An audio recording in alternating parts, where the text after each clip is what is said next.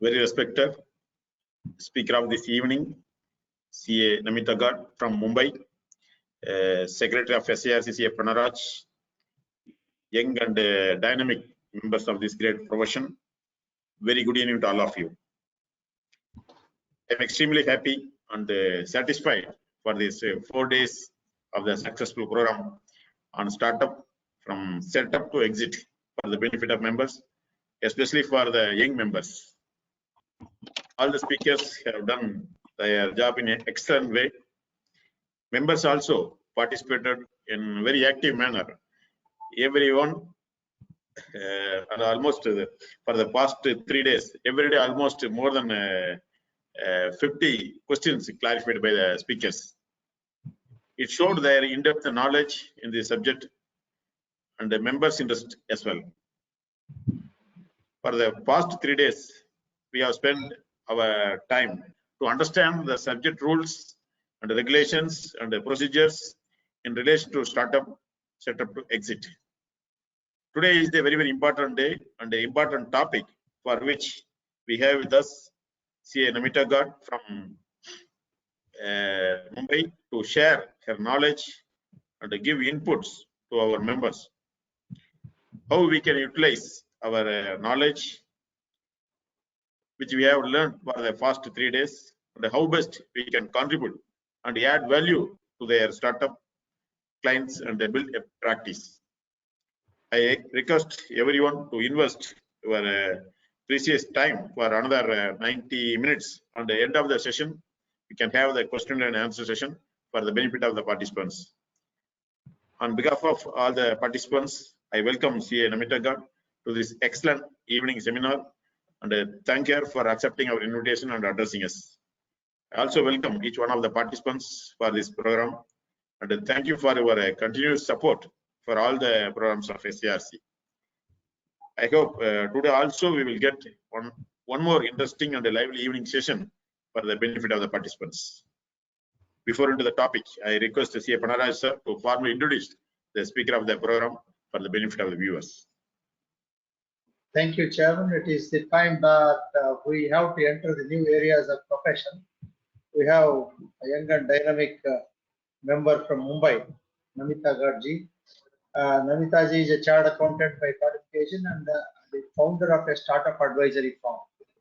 She has advised over 75 Indian as well as global startups in the last 4 years and has earlier worked as a CFO of a tech startup. She is also on the board of several investment fund houses for monitoring startup founders and serves as a virtual CFO of a couple of startups. She is actively advising startups on not just financial and tax aspects, but also on business and strategies. This is the brief and very strong background of the speaker, who has not at all disturbed her profile by getting into so many fields. She has just started off with startups only. Thank you and very proud of you, ma'am. We are very eager to hear you about the professional opportunities and how to use the skills in value addition to the clients of startups. Over to you. Yeah, thank you so much, Mr. Jalapati and Pranaraj sir. Thanks for inviting me. In fact, so I was just discussing, this is my first SIRC webinar. Before that, I was just speaking on the WRC platform. So thank you for inviting me. And firstly, I have not seen such an overwhelming response even at the WRC platform. I mean, 200 plus people have already joined and I hope more people will join. So at WRC, the count is half of this. So during COVID time, such participation is really amazing. So yeah, amazing job, I think. Yeah, so I can imagine the content that you have, shared in the previous session, that is really beneficial for everyone, and that is the reason such a overwhelming response we have got. Okay, so yeah, my screen is visible, right? Yes, yes. Yeah, Visible. Okay, so let's start with the opportunities. So what we have seen till date is, whenever you pass CA exam, qualify, the chartered accountancy, then people generally think of either you'll be in practice or you'll be in corporate. Okay, so that is the only two stream that people can imagine. It's similar to, after passing the 10th exam, you have either arts, commerce, or science thing. But now, if you see, the scenario has completely changed. People are doing coding, in the school days, all those things. So yes, there are no boundaries.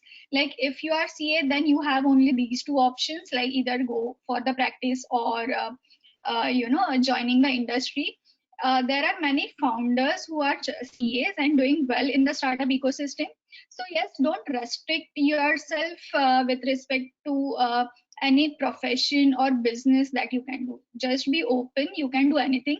I have seen CA even doing coding and writing the algorithm. So the opportunities are endless. Just don't limit yourself. So that is the brief, from my side before starting with the presentation. So before coming to exact opportunities that is available for the CAs, let's speak about the general concept, what is happening in the world, how startups are changing, how businesses as a whole is changing, and economy, obviously. So again, whatever I'm sharing here is as a friend, just what I have discovered in the last decade and how I am shaping my career. So this is just sharing that experience with you.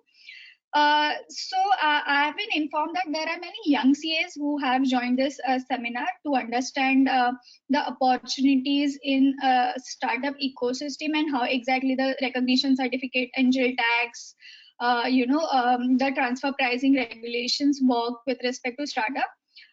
So for young CA, this would be really useful suggestion coming from me.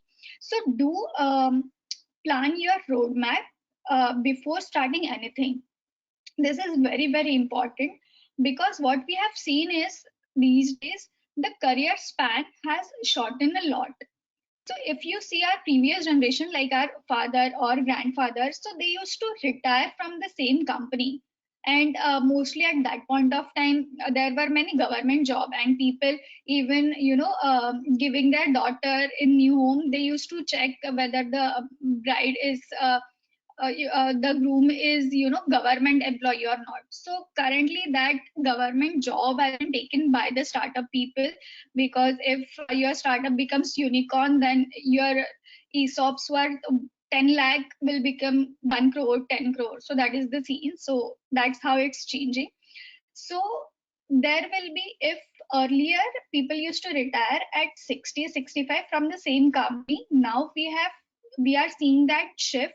People are changing their jobs or profession in 2-3 years time.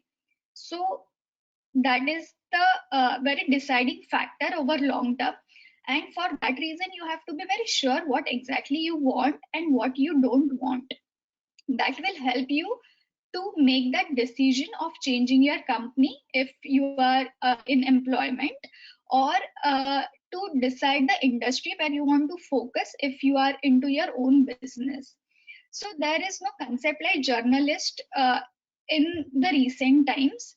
I'll come to that in detail why I'm saying that. So my advice is select a particular segment. There are endless opportunities that you can focus on. Select one particular segment which interests you, and also check your skills. If you are good with the number crunching, or if you are good with writing or legal drafting, then focus on your skills. Focus on what is the future. Future is about technology. Everything is going to automate in future. There won't be no accounting job in future. So accountants, I'm not sure after 10-20 years there will be no concept like accountants. Everything will be automated. So be futuristic, what exactly you want, what you enjoy doing. And a last point is, when it comes to startups, I would say all the young CAs and all the experienced CAs are at par. In fact, I would say young CAs will have that edge over experienced one, because they understand more about technology, like what is blockchain, what is marketplace, how does API work.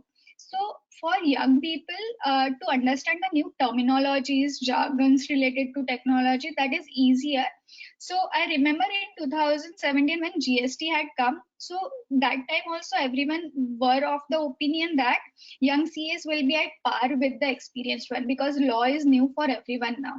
So I think this, when it comes to startups, it is more concrete when we say that everyone will have equal opportunity, to have that competition with the established firms. Okay, so this is really a very opportunistic area where you can focus. And also I have been getting good profile at a very established firms. Even I was young at that point of time, 5-6 years back, to join bigger firm at a very senior level. Okay, so when you focus on startups, you will have that edge over others if you develop your skills in that category. So yeah, this is reality. Like your career span is going to get shorter with time and time. Okay, because there will be new regulations coming in, there will be new sectors coming in, so you have to keep yourself updated about everything. So by 40-45 you'll be redundant if you don't upgrade yourself with respect to what is happening around you. So just be always aware about that.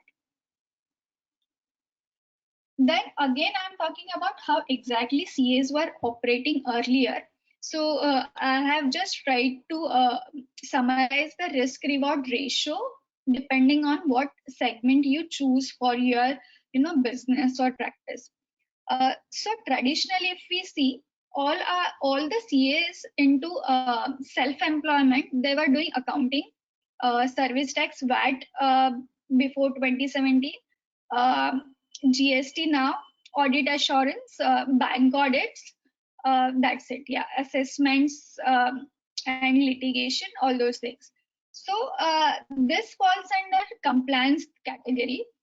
I don't think I have personally seen many CAs, 8-10 years back, who were doing something really different, like advising businesses on how to increase their revenue or how to efficiently use the resources. So that category was not with the CAs, and there were other management people who were helping businesses to get that efficiency at the businesses.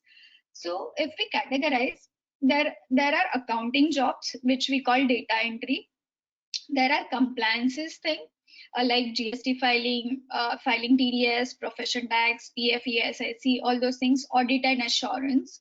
So that falls under compliance thing. If we go one step ahead, then there is advisory, where your role is just to speak.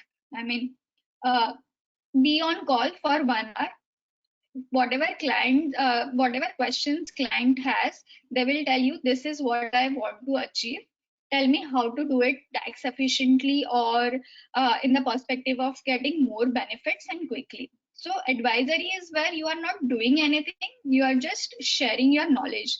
Even for example, in GST matter, for example, it might be possible clients are not coming to you for GST returns filing, but clients are coming to you only to ask what would be the GST rate applicable in my case, or how exactly I should structure this transaction so that cost to the final consumer is least. Okay, so that is the advisory part. And there is something called expertise or brand creation. Your presence is important. That's it. You need not to speak, you need not to write. There is no responsibility, just your presence matters. So if you have seen the decks for the startups, then they have this advisors or mentors column, right, where they put your photo and brief about yourself. That is obviously at a much later stage when you are experienced and you have over 2 decades of experience in a particular field. So that is the next level. Why I'm sharing this is because we always call our practice or business as a practice. So practice is when you do same kind of stuff again and again and again, and then you excel at that thing, right? So I would urge, don't just focus on one particular thing, but also upgrade yourself. I have seen many CAs who are still doing, even after 30-40 years of practice, they're still doing the same thing, like doing the tax filings, accounting, income tax returns filing, all those things. So don't restrict yourself only in a particular field or the same field, but pick one field and gain some expertise and skills in that particular area. I'll come to that, where exactly you can build that expertise, okay, in the later stage.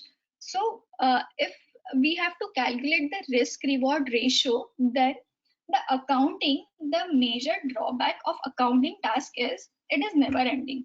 I mean, you call your client, bank statements I don't have, please get the bank statements, then there will be some suspense entries. You have to chase your client, yes, all these suspense entries, I'm not getting these invoices, this, that.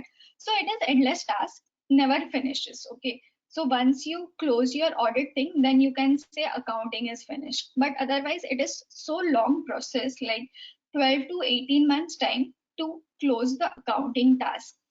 And I have just assigned X, saying that your per hourly revenue from accounting, let's assume it's 1500. Okay, so I would suggest whoever is into the practice or self-employed, just do this math, how much you are earning from the accounting services. Okay, let's assume you get 1000 to 1500 per hour fees from the accounting thing. So that is your reward for the accounting. Then let's come to compliance. Again, when you are in compliance, you have to file your clients' income tax returns, GST returns, TDS returns, all those things. Then in GST returns, you'll find some defaults. Then you have to find why the defaults have come, then resolve that, do the revision in TDS filing.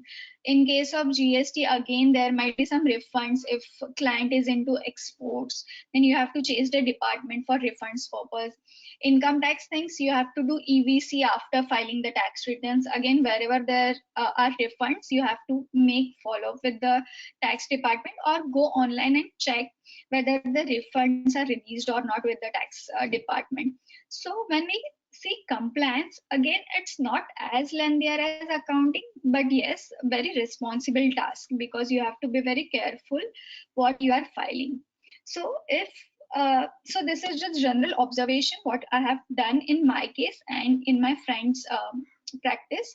If accounting is giving you 1000 per hour, then compliance will give you roughly 2500 to 3000 per hour. Okay, so that is the math. So you will always earn more in compliance than accounting. Okay, so next step is advisory. So advisory, like I mentioned, advisory means just speaking and sharing your knowledge. What will happen in a particular case? What would be the GST implication? You are not obliged, or you are not required to file the returns under various laws, but you just have to give advisory. If there is ODI, then how exactly the FEMA would work, what filings you are required to do. Again, you are not actually doing the filings, you're just advising client how client is supposed to receive that money from foreign country. Or if there is some complex structure like crypto exchange. Okay, so crypto exchange is again new for everyone. Then how GST would work for cryptocurrencies, whether there will be GST, whether this is business income or this is capital gains. So you just have to advise your client, and then it's client responsibility to get the various compliances done, whatever you are suggesting. So advisory is a very cream set of services, I would say, which will give you very good returns. So again, accounting, you are earning 1000 per hour, suppose, then advisory you can easily charge somewhere around 4000 to 8000 per hour, because people are coming to you for your expertise, for your knowledge, and you are very different than others. Okay, and again, it is an equation of demand supply. If you see the demand supply model in all four categories, then accounting, even the graduates or semi-qualified, they'll be doing the accounting. So the space is very crowded, more people who are involved in accounting. If we focus on compliances, mostly not graduates, but semi-qualified or CAs who are into compliances thing, right? So the supply side is less compared to accounting tasks. Again, in advisory, there will be very few CAs who will be expert in particular field. We can say Big Four, or it's not important or required. Big Fours will only be doing advisory. But for startups, in fact, people are coming to me also, even Ishank, for the advisory thing. Okay, so advisory will give you more revenue than accounting and compliance. And then comes the last stage, branding. So always remember, there will be one stage like people will come to you just for your name. Okay, and this is equally true for CAs. Uh, so generally in the startups, they have brand equity, like just to have Amitabh Bachchan or Rohit Sharma on their, commercials, they pay them in equity and in cash. But even in certain field like fintech, for example, or pharma tech or ed tech, they will need someone to mentor them. So there your presence will matter the most. And believe me, it is not impossible that you will be brand one day. Okay, just focus that you want to achieve that at some point of time. It will take time. It is not the easy journey to have. You need to develop that skill. You have to be associated with big startups or big name, but you will reach to that stage where people will want you to be on their deck. That's it. Give your one photograph, some mentor, some advisory guidance to the founders, and then they will give you equity in their company. And that equity can grow in 5 crore to 50 crore, anywhere like that. And this is fact, it is happening. Okay, so the end result is brand. But yeah, to achieve this journey, you have to upgrade yourself. You have to be careful what you are choosing to be. Okay, so don't focus on everything, because then the brand or expertise, you will never reach to that stage.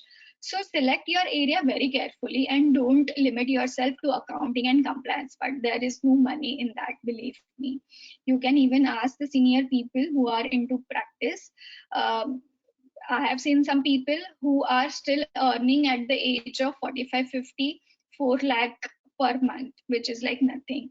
You can earn much more than that after 2-3 years, decades of experience. So don't limit yourself in compliance and accounting. Focus more on advisory.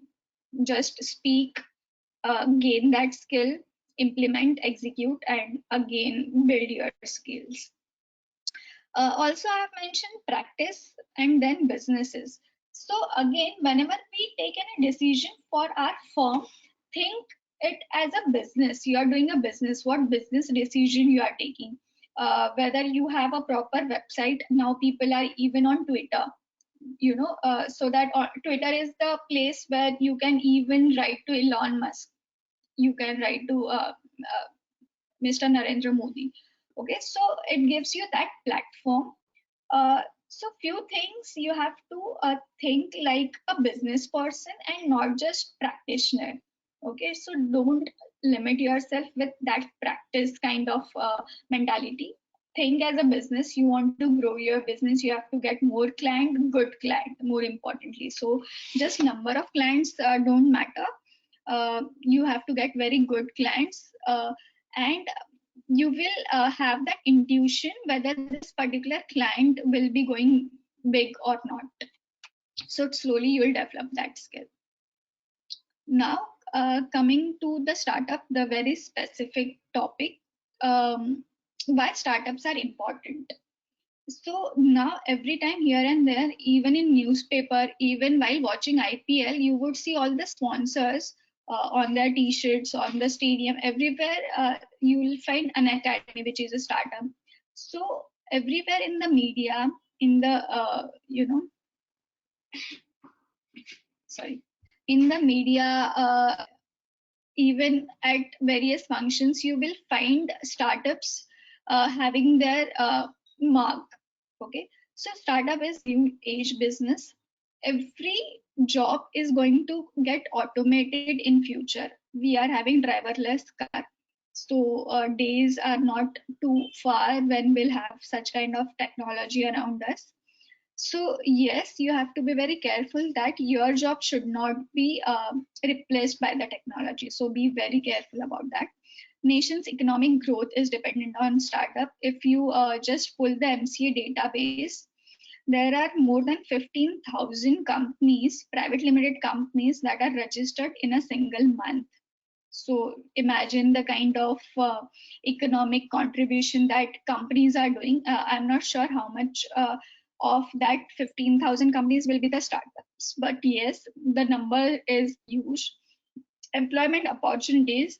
Just imagine Ola, Uber, or Zomato, Dunzo. They are creating employment opportunities at masses. 15,000, 16,000 people they are hiring, during their peak season, Udan for that matter. So at various stages, not just the blue collar job, but even the CTO, CFOs, then mid-level HR.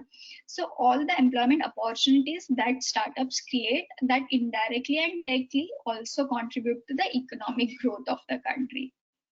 A very important factor is why startups are really important is money movement. So if you see earlier, people used to deposit or invest all their money in gold or corporate bonds, then their own businesses, not others' businesses, their own or relatives or friends' businesses. But with startups, angel investors, micro VCs, they are investing millions of dollars in the businesses whom they don't even know. Just imagine if I start my own business tomorrow, I go and pitch for my business, I get millions of dollars. I don't even know the investors. It is just that faith in me and my business model that this is going to go big and I'm going to get return. That money, which otherwise would have been, stocked in the equity market or gold, that is coming to me, and I am paying salaries, office rentals, electricity, professional fees, server expenses to some other vendors. Okay, so this money movement is really important. We don't even know, because of startups, how much cash or black money will be also coming in the economy. It might happen. We don't have the number to prove that, but yeah, that is also possible. Then the parallel growth in Bharat and India, that is really important, and I think that will help somewhere to bridge the gap or disparity that we have currently. But unfortunately, because of COVID, many blue collar people are losing their jobs, so that disparity is going to increase. This is very unfortunate scenario. But yes, when it comes to startups, you will see stories like Khata Book, whose founder has come from a small village and now he is like founder and millionaire. Okay, so even the small cities, small towns, they are seeing this change, and the growth of Bharat and India growing parallelly is really important. Again, young talent. So earlier, if you had to start your own business, then you have to save enough and then invest that money into your business, or you have to mortgage your house or gold, something like that. But now, even for young people, 21, 22 year old people, they are starting their own businesses and doing great with that money. So just imagine the exposure that young people are getting with this startup ecosystem. And this traditional businesses versus startup. So if you have both in your client list, you have traditional businesses as well as startups, then you will also see the difference in their system of thinking, So this is, in my personal experience, I have seen this happening. Traditional businesses, when they come to you, they come for a specific reason, like they want to get their audit done. If someone else is offering 5,000 less, then they will go to that CM because they just want one signature. They don't care how good you are with your audit. They won't think, let this person do the audit, so that if there are any gaps or if I have missed anything, then this person will help me to regularize this. They won't think about it.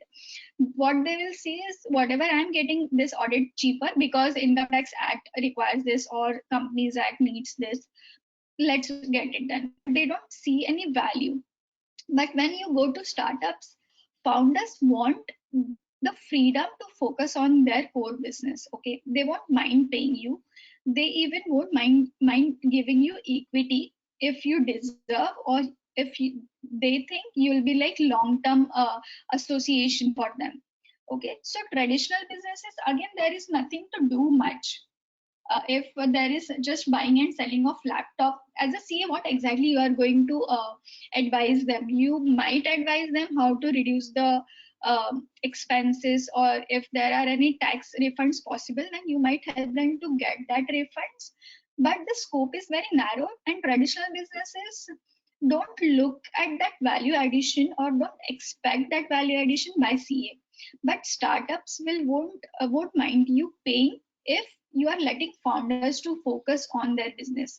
So you just take care of all the finance, tax, legal thing, and founders will focus on businesses. Then they'll be very happy about it, and they will pay you good amount of money. So this is the difference I have seen a lot. But while delivering to the startups, you have to keep certain things in mind. The one which we discussed before, like you'll be at par with everyone. In fact, everyone is at par when it comes to advising startups.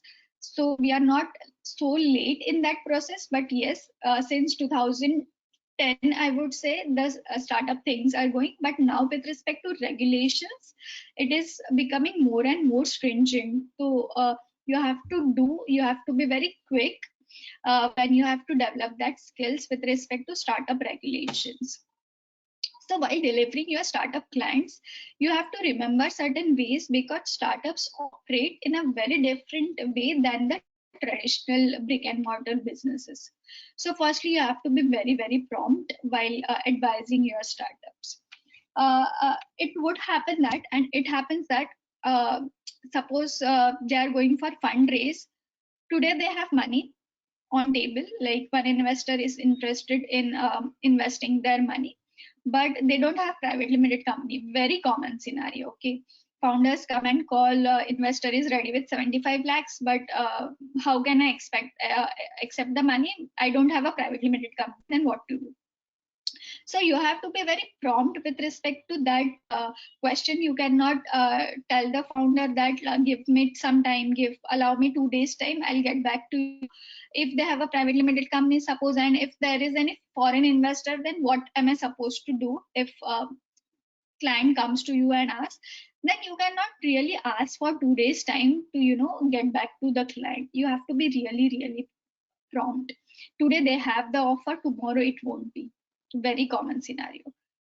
Then you are part of the core team.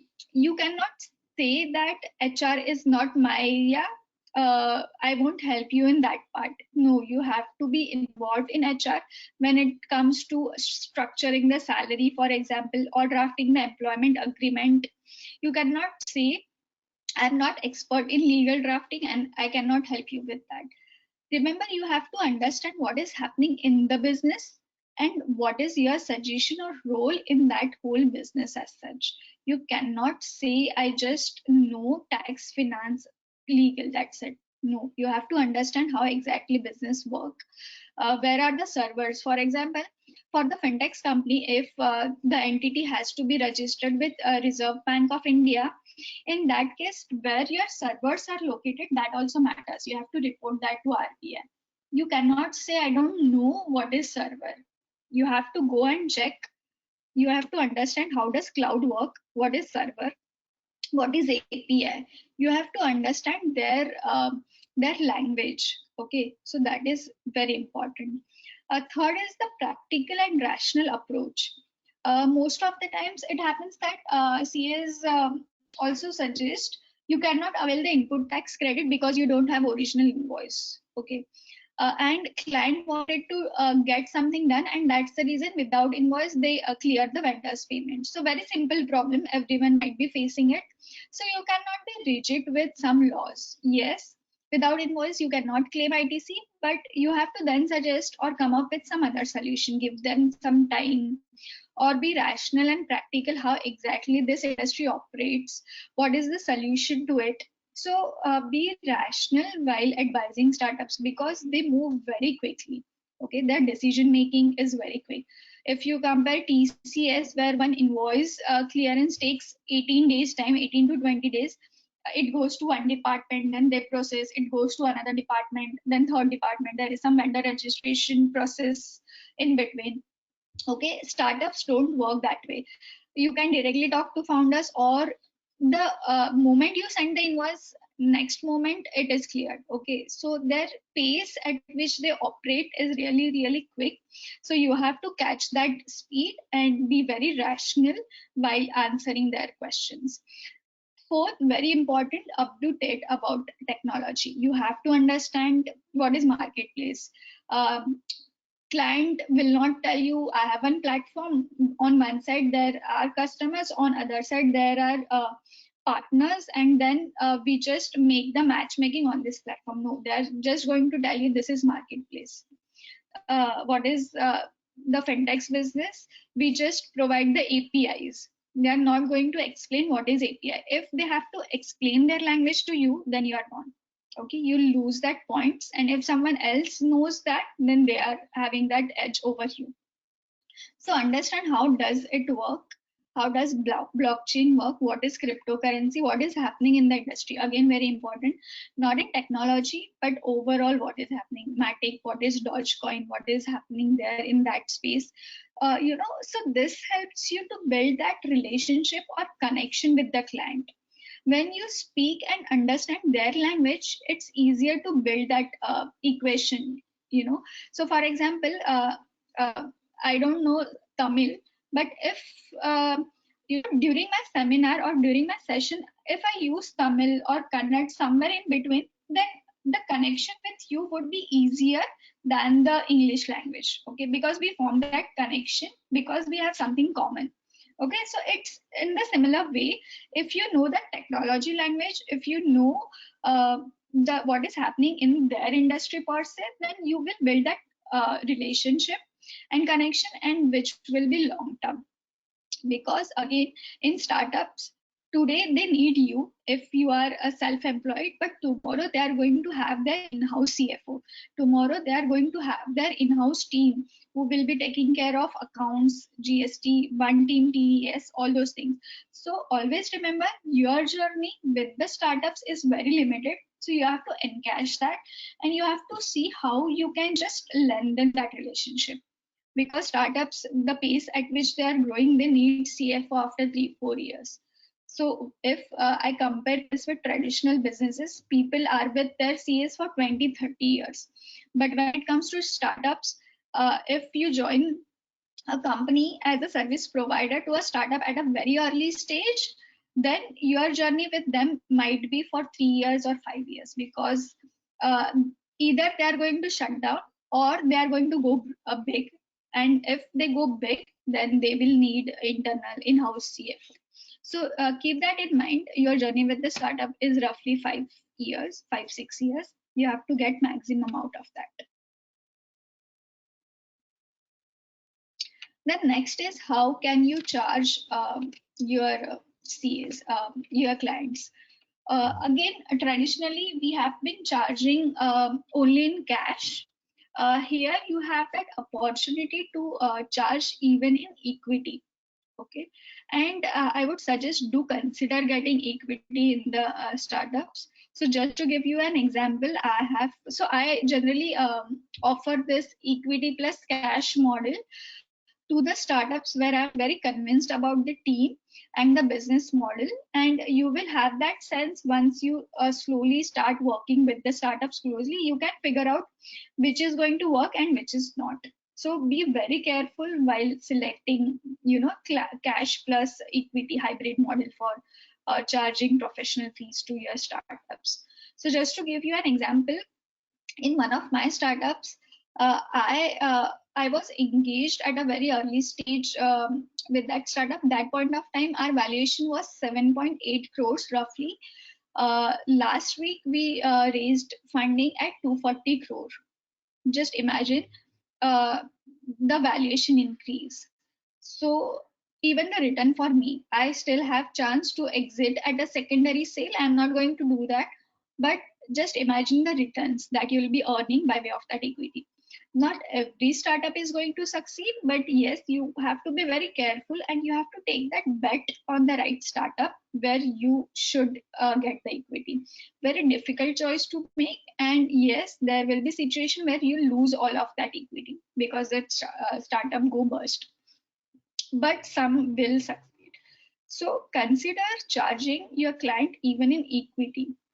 Okay, so where you should charge only equity if you think there is no cash, if the company is at bootstrap level, there is no cash, but you believe in the team, very strong background like big businesses school, or when you speak, you'll figure out if founder is very matured while they speak to you, if they have very clear idea about their business and you are convinced about the business idea, business model, it is scalable, then you can make that decision to get only equity, no cash, because client doesn't have cash to pay you, right?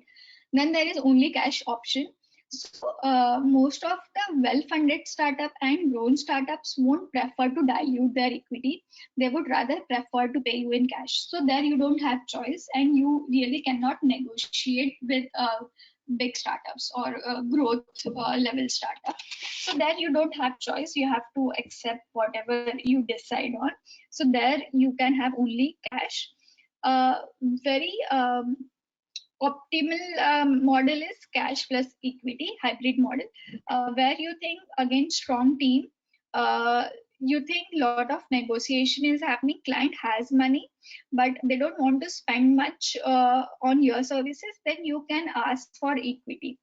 Okay, what percentage of equity you can ask? Somewhere half to 2% equity you can ask for an early stage startup. Again, there is no standard formula to it, but do consider it because your even 5 lakh can become 5 crore. Okay, and this is not a joke, it happens, it really happens. So do consider getting equity in the startups. And even if not, then also you have choice to invest your own money. Okay, in some of the startups I have also done this. They were not ready for equity. They were saying they are okay to pay cash whatever we agreed upon. So what I did is there was some ongoing round, so I invested the same money which I received by way of my professional fees into the company. Okay, so you can always think of participating in the funding round. So you can put small as like 5 lakh per startup. You can definitely consider that. So if client is not giving you equity, then you can invest your own money, participate in the ongoing round, and get equity in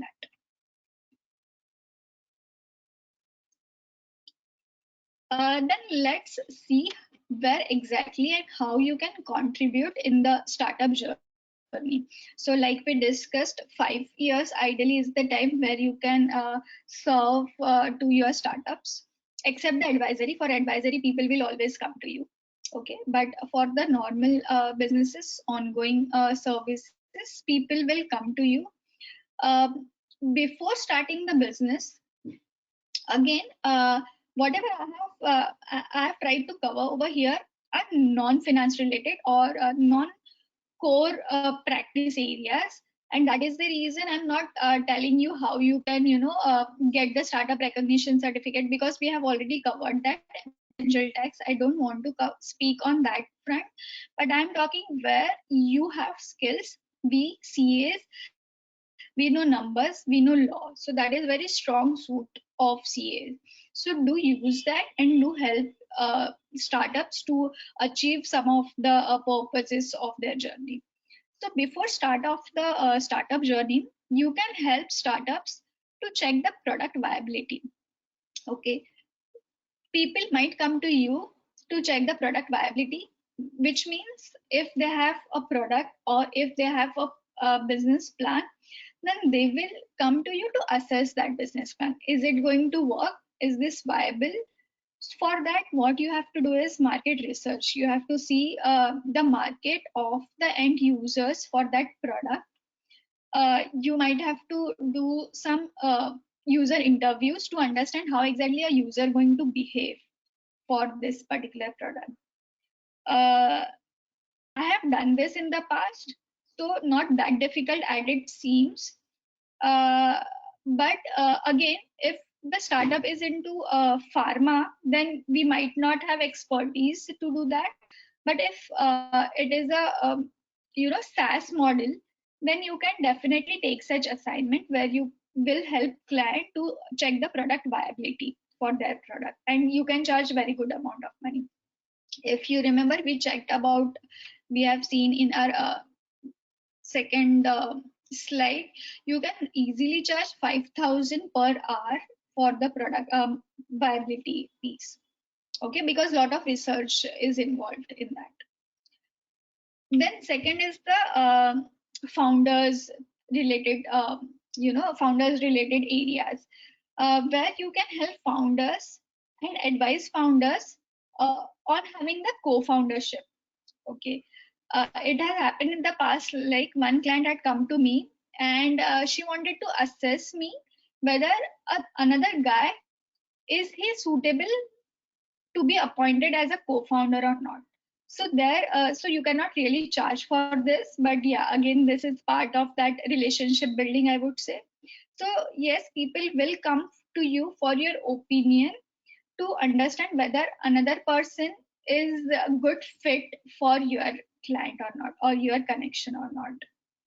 If you go ahead and say yes, your combination of founders is good for the company, then next step is what should be the capital structure amongst all the founders. If there are 4 founders, let's assume, then it should be 25% each, or the CEO kind of personality should get more stake than others.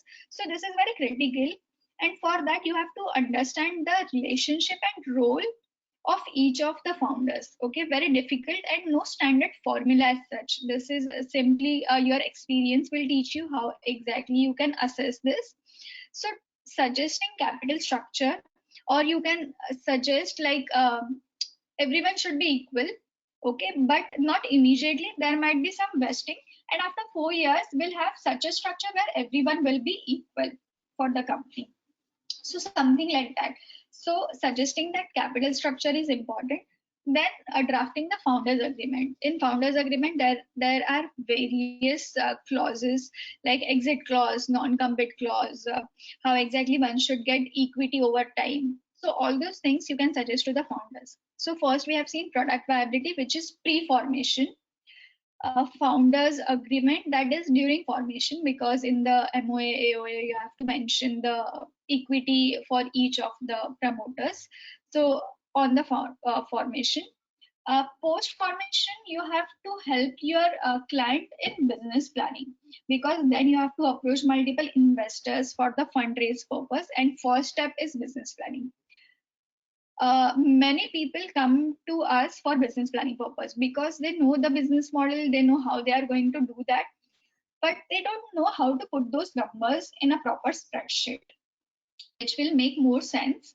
And if you want to play around those numbers, then how you are supposed to do that, how you can highlight those metrics. So that is our expertise. Like we are good with numbers.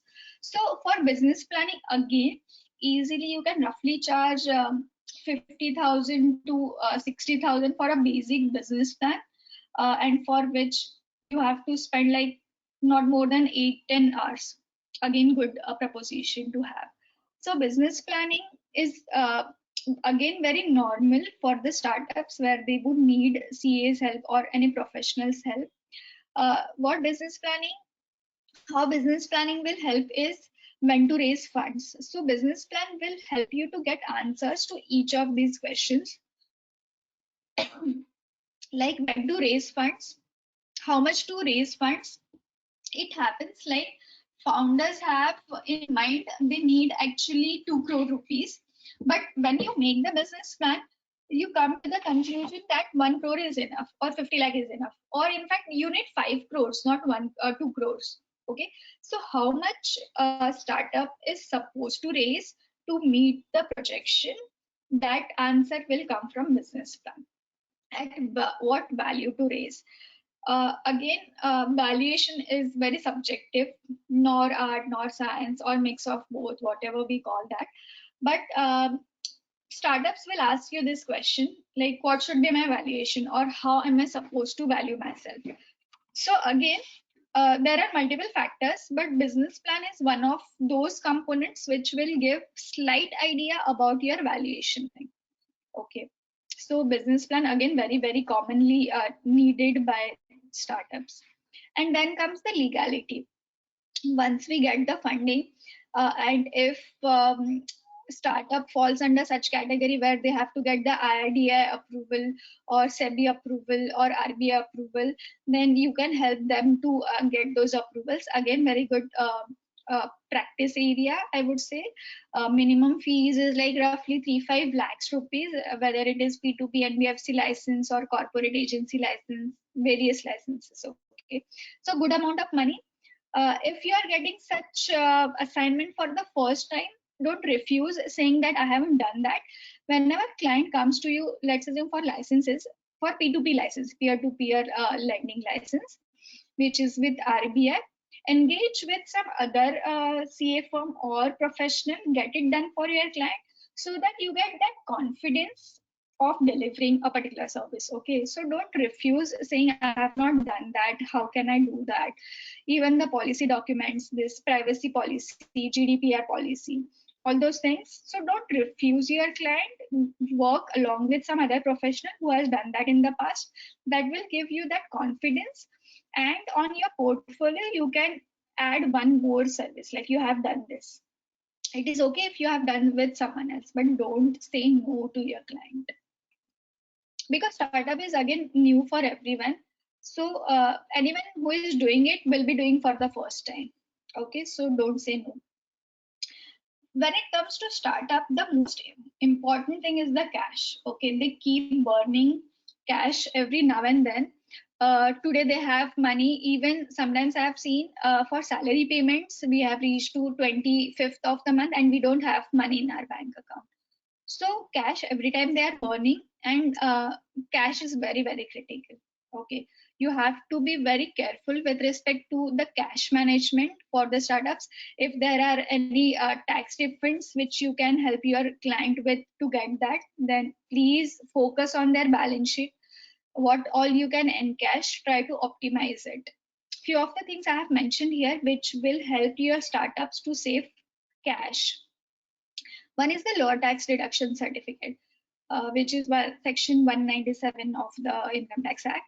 So if your client is into B2B segment, and mostly it's on contract basis, like renewal of contracts year on year basis, then you can definitely save a lot of cash by way of lower tax deduction.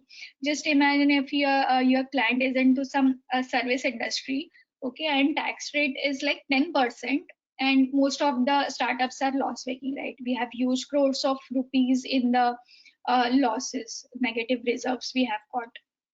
So we have to wait for the tax refunds to come.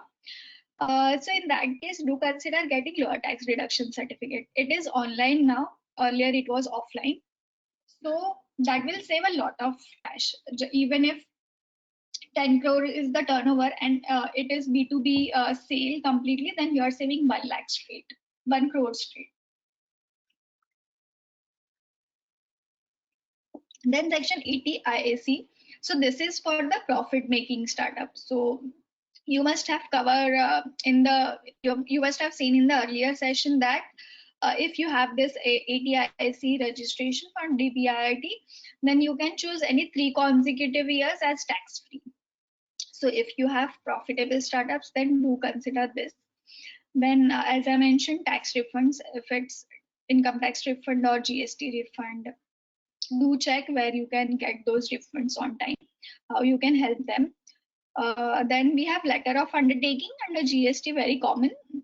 If your client is in exports of services, then you need not to charge GST separately. You can opt in letter of undertaking, and you can make tax free GST free exports. Then for edtech companies, if you have certification from National Skill Development Corporation, then no GST is levied on that revenue. Okay.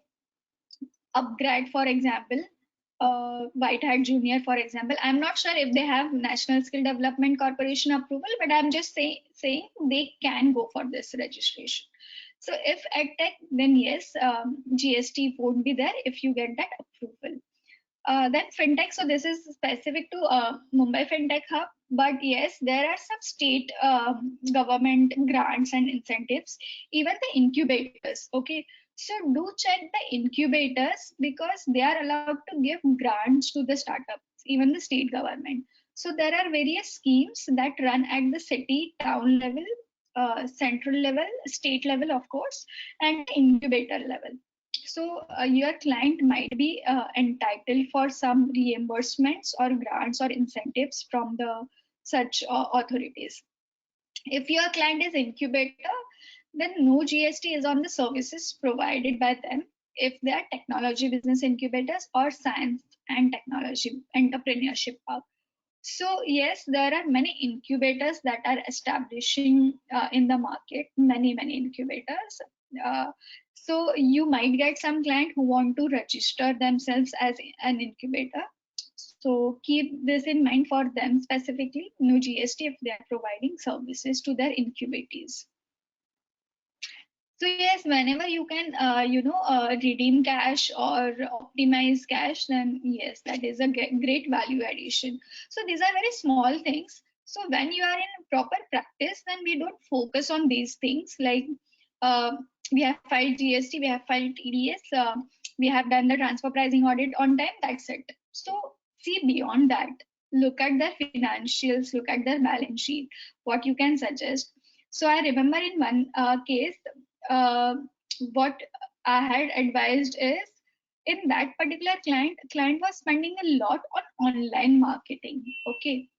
So if you compare the online marketing expenses, there was no impact on the revenue side. Then that means whatever you are spending for online marketing, that is not going to give you any result. So that is the simple conclusion. So we spoke to the founder and we mentioned this online marketing is not working. Try offline marketing and try these things, sponsorship events or something like that. It might work out. So he really liked that, advice or suggestion. So it is very important to see and do some ratio analysis or just do the variance analysis or what is the monthly P&L, what expenses are giving you what output. And for startups, the output will not be in terms of revenue as such, but the user base. Okay, so always see the non-financial metrics also. Okay, how many are the active users, how many are the new users, repeat users. All those metrics are really important, and you can actually help your startups with respect to analyzing those metrics, what is working out and what is not. And if you help your client to save some money, then they would be more than happy to pay you, trust me. Okay, so just see beyond this non-tax, non-financial thing. Be more on business side. And when it comes to startup, you have to understand the business aspect of it. How does it work? What is the psychology of investor? How a particular investor would react to it? And this is very subconscious act. While advising, you don't actually think about it, but it is so much into you that you will be at that place like, I'm the founder of the company and now how am I going to react to it. So it is so about personal thing. So yes, don't limit yourself to taxes, finance, all those things. Understand their business, very important.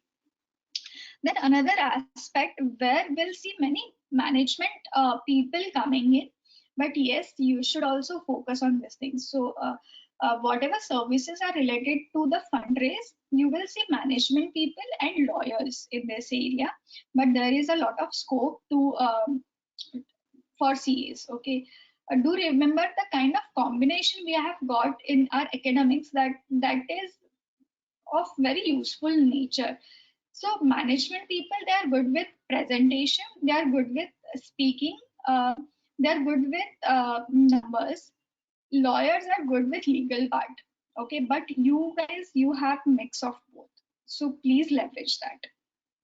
So what role you can play in fundraising is, so one is the funding itself. So market practice is 2 to 5% of successful fundraise. So I know we are not allowed to charge our client basis on some variable factor. We are not all allowed, but I'm just saying if you have a non-CA entity, then I think you can do.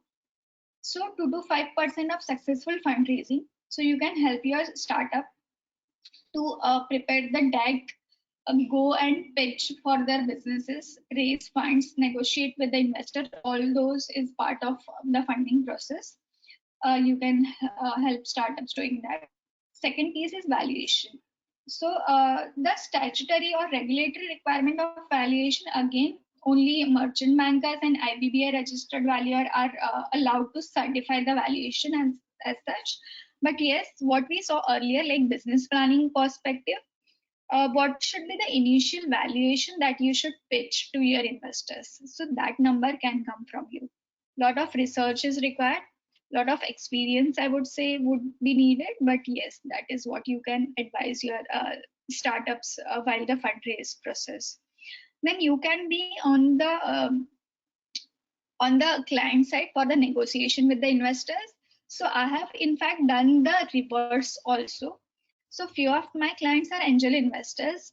So sometimes I'm on investor side to negotiate with the startups. So yes, you can have, something like this where you have startups on your portfolio as well as investors. So that is the best combination you'll have if at all you get the investors on your client list, because then those investors, wherever they invest, they will refer your name if you're good with your work. Okay, so while focusing on startups as a client, also focus on investors as clients, so that will give you many more leads to get the business. Very important is instrument selection, very, very important.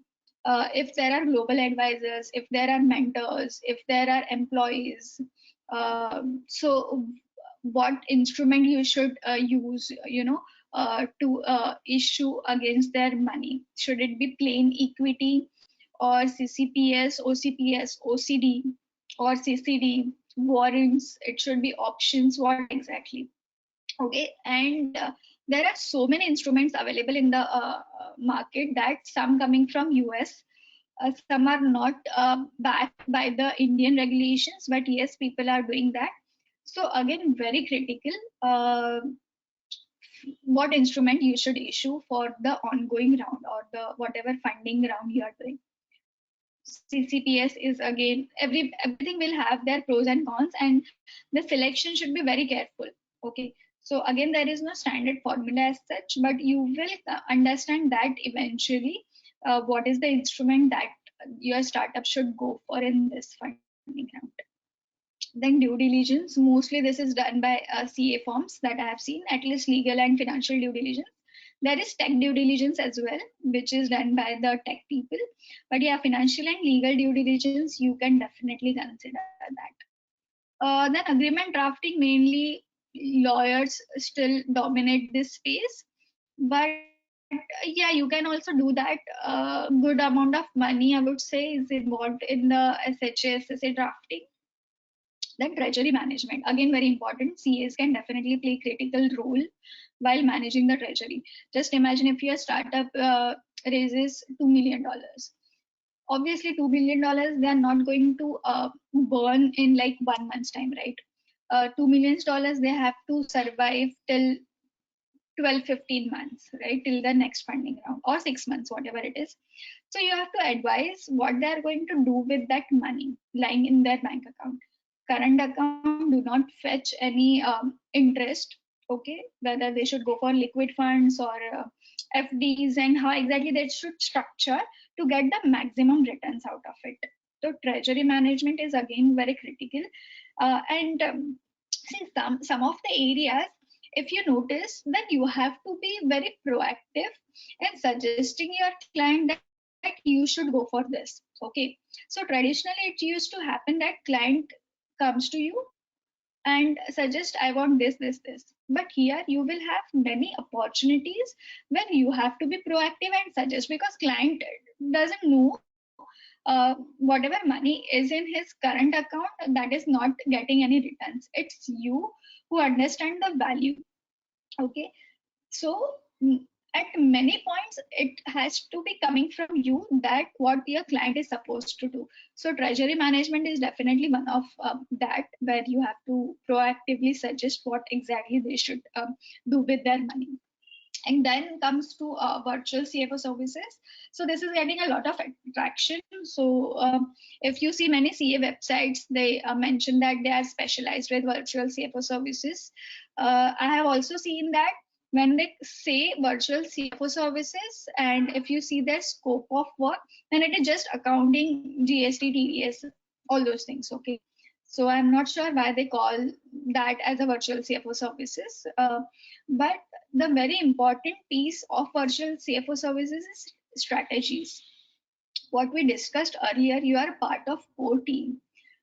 Just imagine if startup is a very early stage startup, then you are a founding team member. You know everything about the company. You know why we have done that.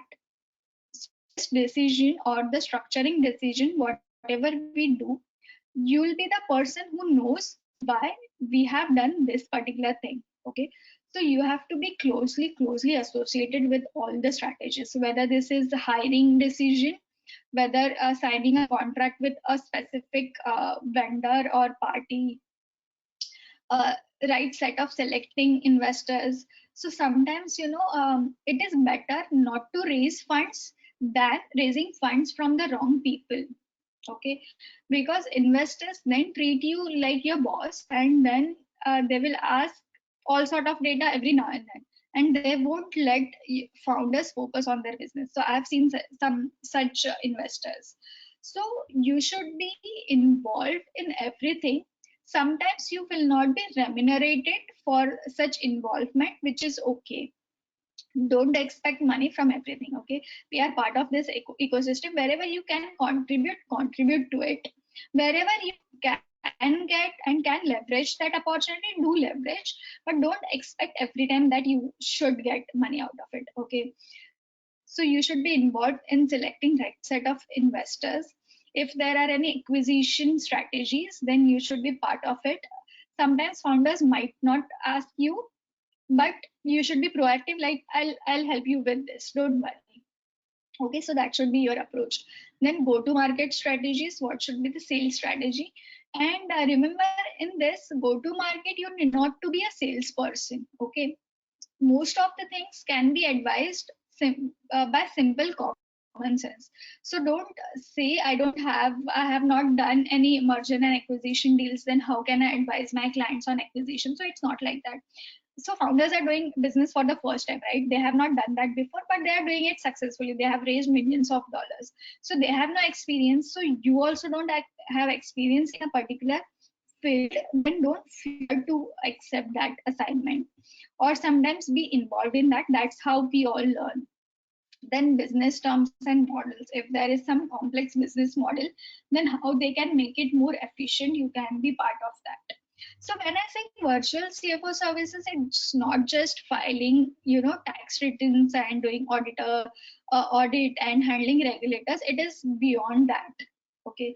So first part, we all know tax and finance strategies we just discussed. Then comes the resource management.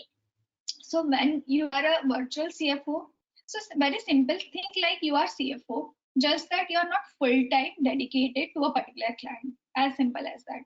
So as a CFO, you will always make decisions, hiring versus outsourcing. So if you want to do some tasks, then should we hire a full-time resource, or should we simply outsource to the outside agency? Or if I have 100 people team, I mean your startup has 100 people team, then should you purchase the laptops, or you can just simply take laptops on rent? So these are very small business decisions, but you have to be part of that when you call yourself a virtual CFO. of a startup. Then wealth management, what we seen earlier, like treasury management. Then you have to assign a budget. If you raise $10 million, then how exactly you have budgeted that, how much will go towards technology, sales, marketing, hiring, all those things, and doing the variance analysis, how much we have budgeted and what is the actual spending and why is the variance, what are the reasons for that. So when you call yourself virtual CFO, be very closely involved with that. Again, remember that if you are not very active with respect to strategies, resource management, then at some point of time, your client will say we need such kind of services, so let our in-house CFO. So if you are very proactive, then you can delay that span, where you serve the CFO role for the company. And also, as a virtual CFO, always consider getting equity, because anyways, because you are virtual CFO, you are disqualified to be an auditor of that company, so you can get the equity in the company. So do consider getting equity if you are virtual CFO, because when you are virtual CFO, you know everything what is happening inside the company, internally, amongst all the founders or with the investors. So you will get the idea about whether this would be successful or not, or how soon you will get exit. Then another very classic thing that is recently changing in the industry is, I have seen in the last 2-3 years, many foreign startups are coming to India and many Indian startups are going global. Okay, so even Oyo, Big Basket, they are moving their base outside the country for some reason, fundraise for a reason, or tax savings. There are different reasons for that. But yes, many foreign startups are coming to India. I have seen mainly for three reasons. One is the coders or tech people. So here the tech resources are very cheaply available. Okay, so if uh, in US, for example, coders take $80 per hour, then in India that is available like $20 per hour. So that is the rate going on for the mid-level coders. So that is one reason for the technology. Second is the sales. So Indian market size is huge. I mean, we have more than 15,000 companies registering every month. So that number is enormous. So we have many companies coming in India for the market size. Okay. And third is to have presence in India. What is happening in India, all those things. So India is a very critical market. So I have seen that shift happening in the last couple of years. So focus on these startups as well, because while paying you, they calculate that in terms of US dollars and euros, and your fees is really cheap for them if they apply that conversion rate. So they won't mind you paying good amount of money. So what we have seen in slide number 2, like if accounting, let's assume your hourly rate is coming to 1,500 rupees per hour, then they would easily pay you 3,000 rupees. Okay, because the dollar cost is much less for them if they compare in that terms, which they tend to do. Okay, for foreign startups, how you can contribute is, firstly, the capital structuring.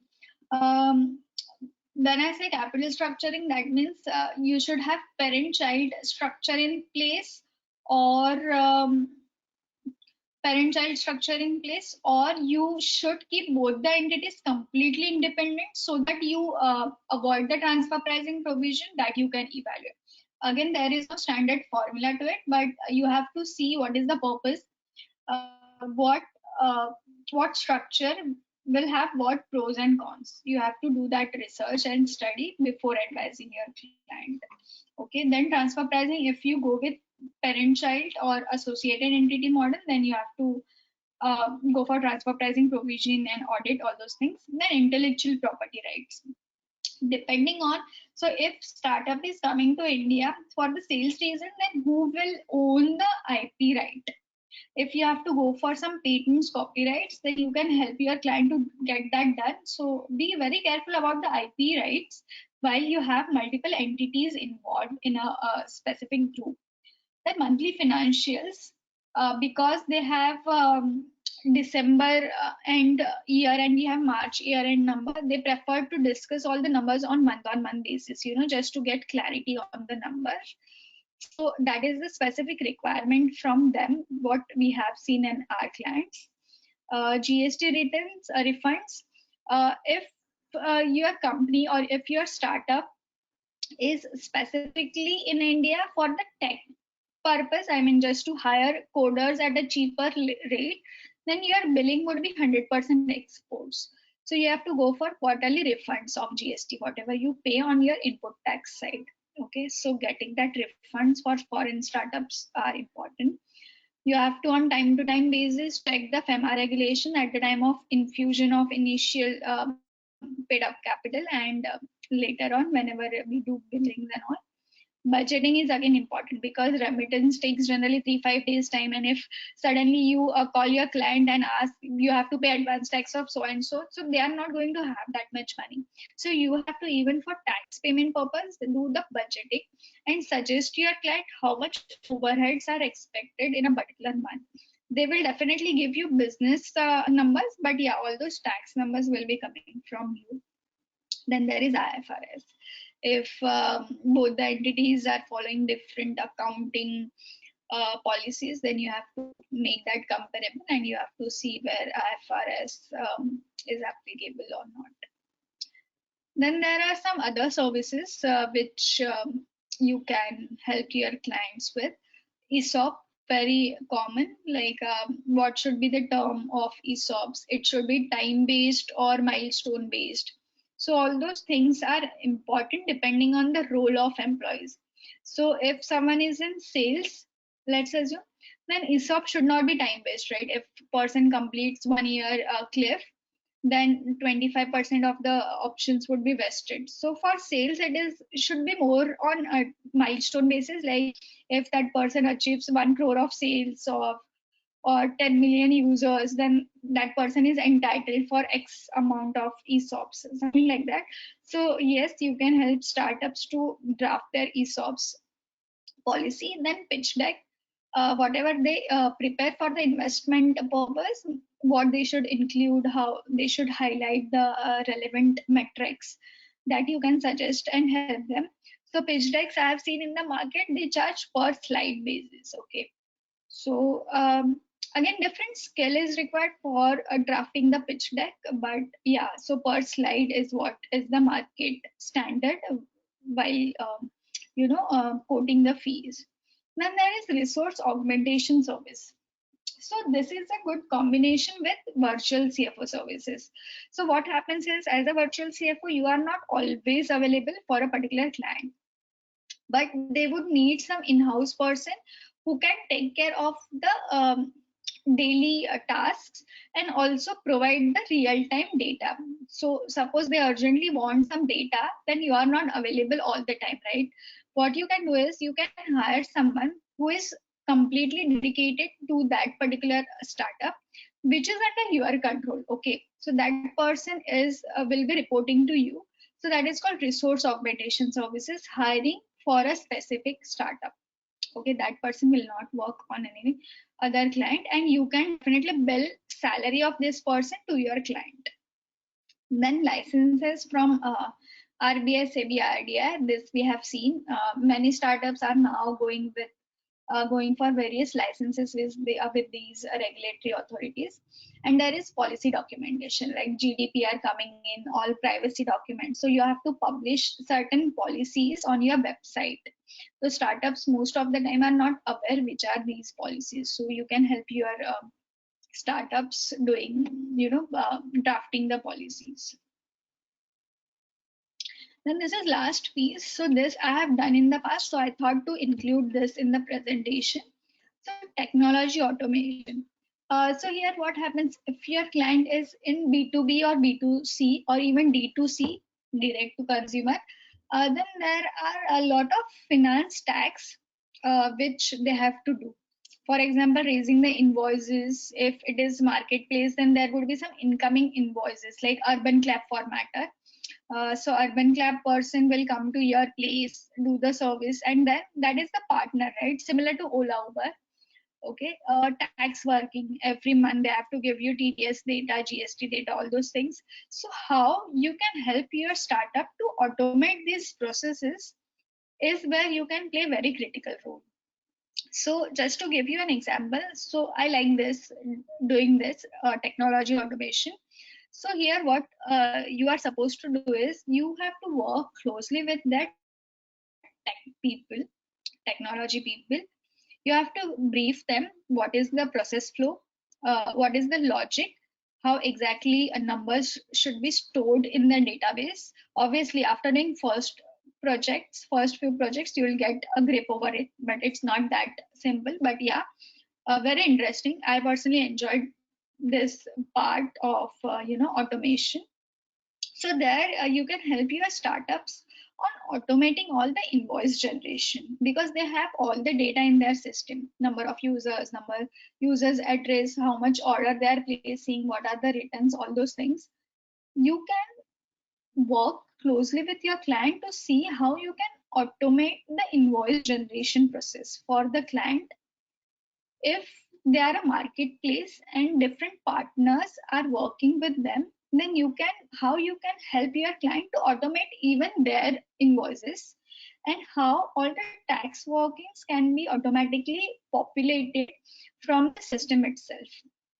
Okay, you can again separately charge very good amount of money. You can charge, because you will be saving a lot of effort, papers, printing cost, all those things for a client. And once you set this, then you did not to think about it in future, right? Once you set this process, then it will auto run in future. No need to interrupt unless something changes drastically.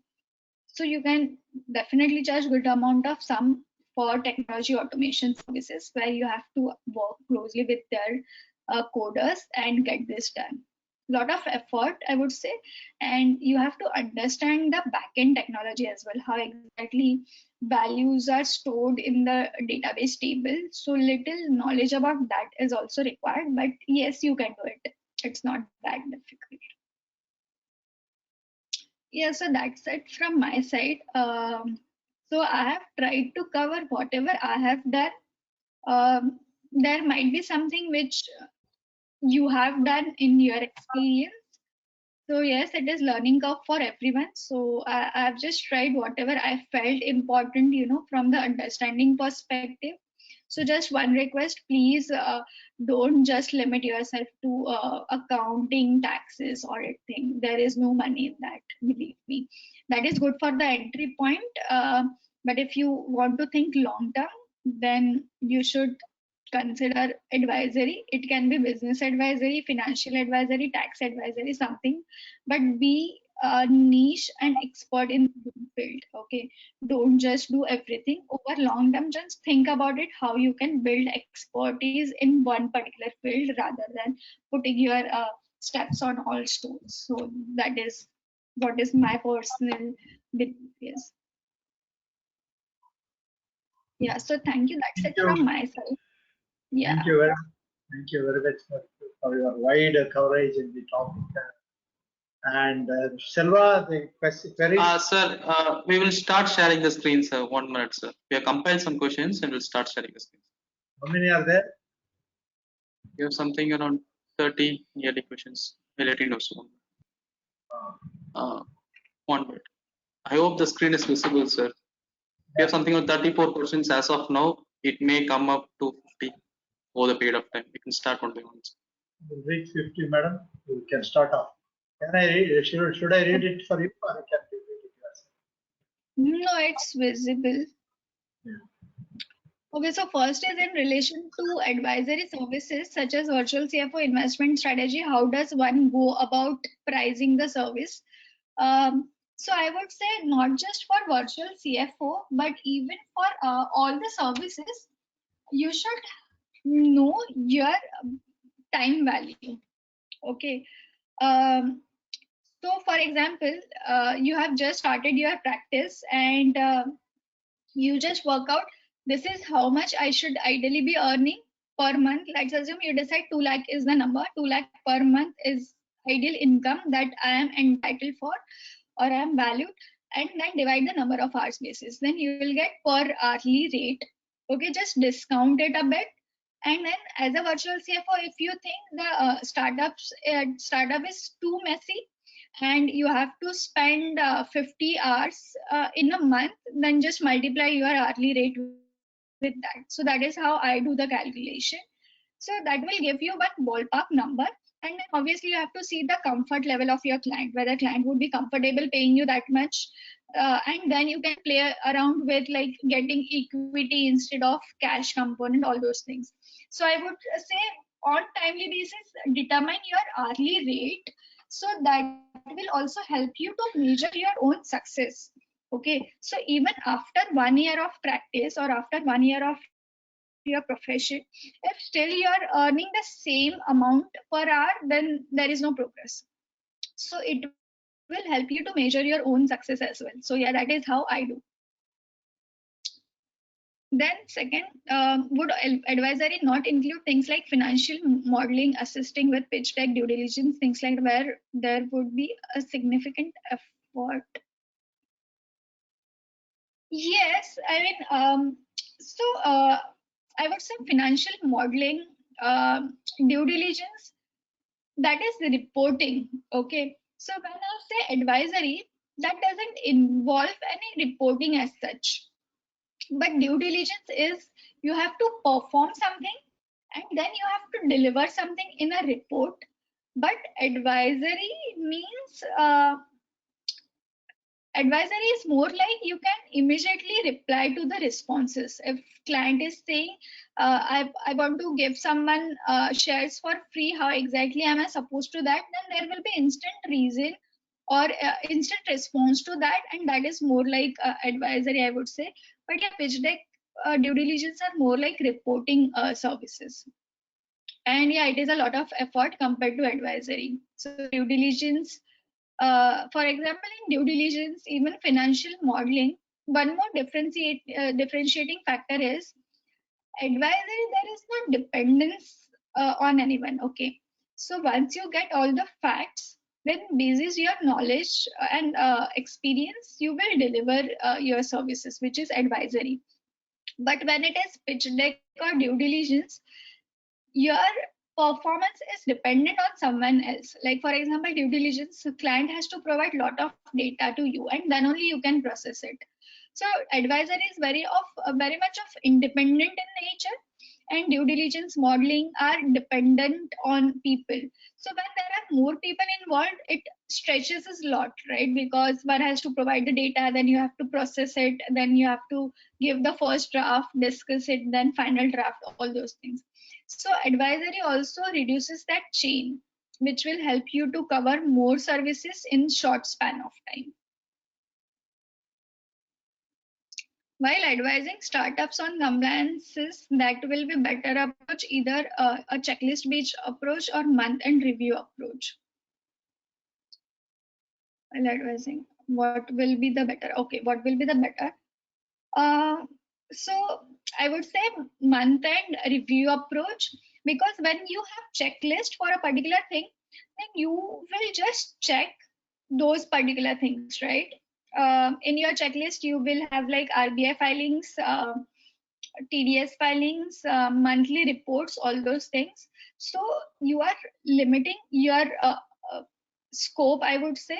But when you have the month-end review approach, then there is no scope. You are doing everything. You might discover some things which is more value addition to your startup. So I would say it should be the review approach. So if you have people under you, then also I would suggest take 15-20 minutes every month and just roughly go through it. Okay, because there are many things which only you as a CA will understand, and your subordinates might not, catch those critical points. So yeah, your review is very important. Advisory, we do a lot, but we don't get paid it so easily unless we are reputed or reputed.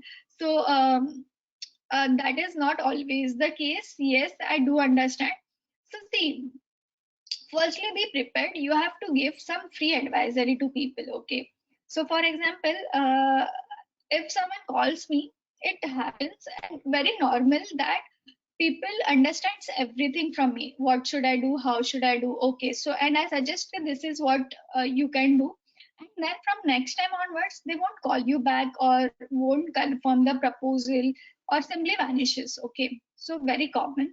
But that doesn't mean you should not advise people. So keep your advisory. It will leverage you at some point of time, I would say. So don't be discouraged about it. But in my opinion, people, I mean, startups specifically do pay that.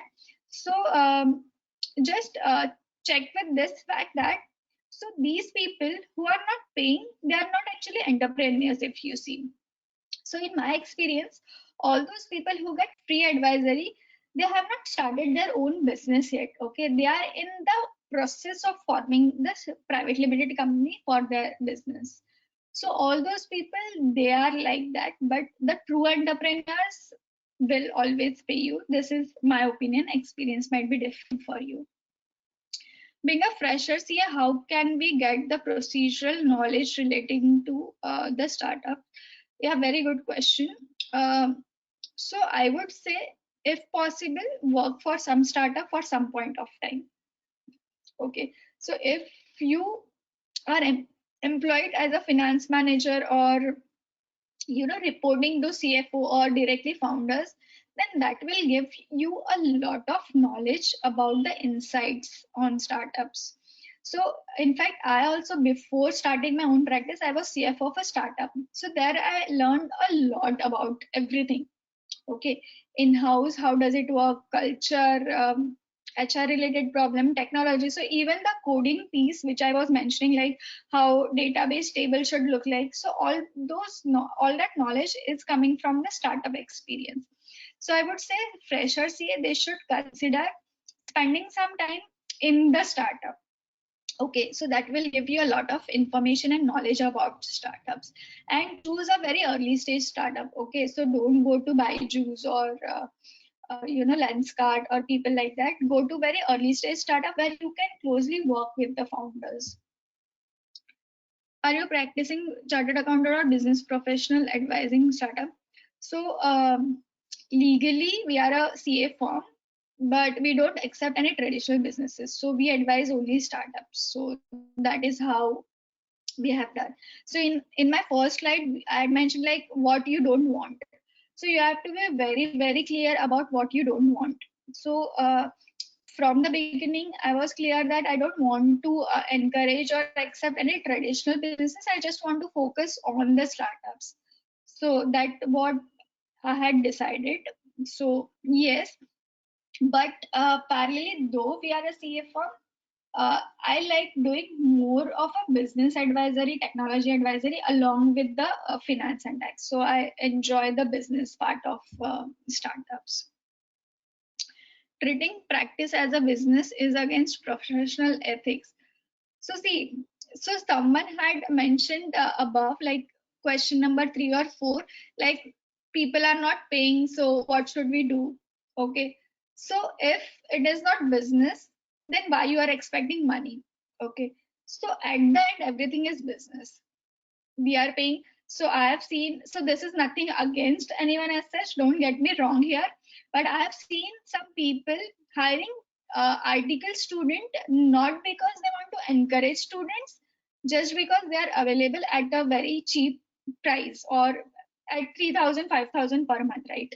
Versus the graduates are like 18,000, 20,000 per month. So at the end, is business.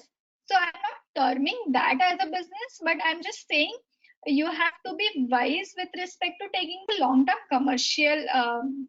commercial decision. For example, I mentioned I am not accepting any traditional businesses. So that is business call. Okay, that means because I cannot accept now, and then after 2 years when I go big and grow big, I cannot say I don't want you as a client now. Please take your file to someone else, right? It is like hiring people and then firing. So I don't want to do that. So that is business prudence, I would say. I'm not calling any practice as a business as such, but I'm saying take a commercial call while forming your career, because this is very long-term decision for you. You might regret at some point of time why you have not done certain things, or why your choices were incorrect. Okay, so yeah. So nothing against professional ethics. So, and I'm not sure what does it mean. I mean, treating business practice as a business. So my point there was, think over long term, because I have seen people even after 30 years of practice, they are not earning big amount of money. Okay, and they are still doing the same task, filing tax, audit, all those things. So I'm just saying, be very careful about what you are doing and how you are doing. So that's the reason I always calculate the hourly rate, just to give me an idea whether I am, gaining lot of knowledge and my skills are valued in the market or not. How a CA firm with traditional practice on tax audits transform to a startup advisory in practice. So it's slowly entering into the startup ecosystem. So if you have practice with GST, audit, tax, all those traditional work, then start getting startups, okay, or start serving startups only for those fields like direct, indirect taxes, and slowly be involved in other practices as well. So for example, ESOP is the basic thing. Every startup has ESOP policy, okay. It is possible that you have not done ESOP policy drafting before. I would suggest engage with other CA firms, okay, get that done.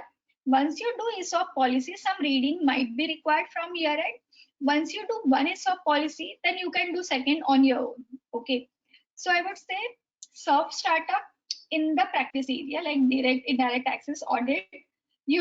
Client will be needing the ESOP policy drafting. Obviously, they will come first to you as their auditor or as their CA. Don't refuse them. Work with some other CA who has done this before, and after for some other client you can do ESOP policy drafting on your own. So that is how slowly you can enter into the startup field. Suggestions on good journal subscription to keep updated on the startup ecosystem. So I would say media, this is one thing, and I mean Startup India website that has not a lot of content, but yeah, they have also simplified everything. I mean, what is startup, what are incubators, what are the various schemes that is available. So yeah, read that. Twitter is the another place where you will find lot of information, not just on Indian startups, but international, global, US startups. So that is another space. And media, I mean, but so see here, laws are not different for the startups. Please understand that the only difference is the business understanding. Okay, so GST applies in the similar way. TDS, if on professional fees you have to deduct 10%, even startups have to deduct 10%. So laws are no different than the brick and mortar businesses law.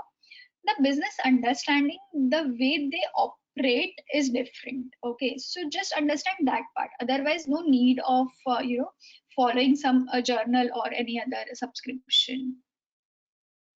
Is there any course conducted by ICAI or government to secure the knowledge related to startups? So I would say sessions like this, which SIRC is conducting, which is brilliant, I would say. So yes, such things will definitely help. And then I think practical experience will give you more understanding about how things work than just theoretical. So yeah, try doing. Don't say no or don't refuse to any assignment. How you see the opportunities to work with startups in tier 2 cities? So I would say in tier 2 cities also I have seen many startups coming in Jaipur, Pune, Udaipur, small cities, there are startups. So I would say now in this lockdown, you are in tier 2, tier 3, or tier 1, or even in Dubai or Mauritius, it doesn't make any difference. So this is a good time to establish your name, because where the person is located has no meaning. But yes, you have to be present on your website, should be good, because the foreign startups, they do check the website before approaching you, because other than that, there is no means for them to find a good CA. Your LinkedIn profile should be good. So that is some of the areas. So again, try to work for the startups, enter the system itself, that will give you the advantage.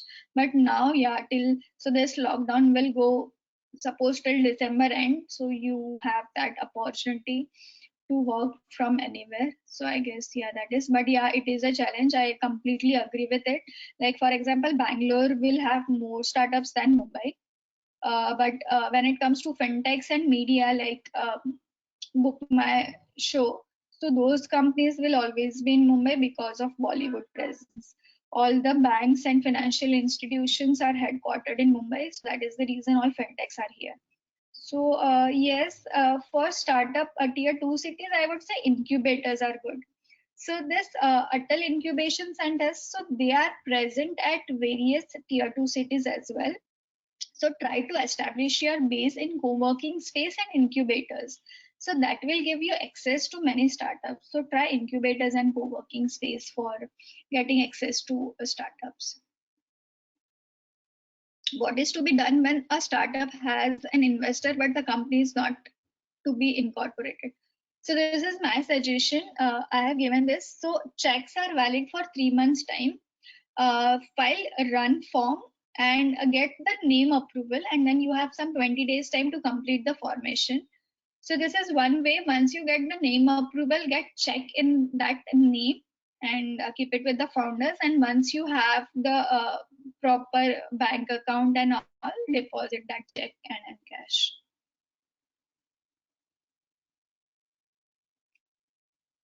Won't accepting equity create conflict of interest as a professional? Yes, it would. Not as a professional, but as an auditor. So if just check it, I'm not too sure. So I think we can have, I mean, person having equity of up to 1,000 face value can be auditor of the company. Just check this 1,000 rupees criteria. So if the face value is 10 rupees, then 100 shares you can have. If face value is 1 rupee, then 1,000 shares. So I think 1,000 shares, 1,000 rupees face value is the criteria for the auditor. As a professional, there is no criteria. Okay. So unless you are certifying anything, there is no limitation. As an auditor, yes, face value capital of 1,000 is there.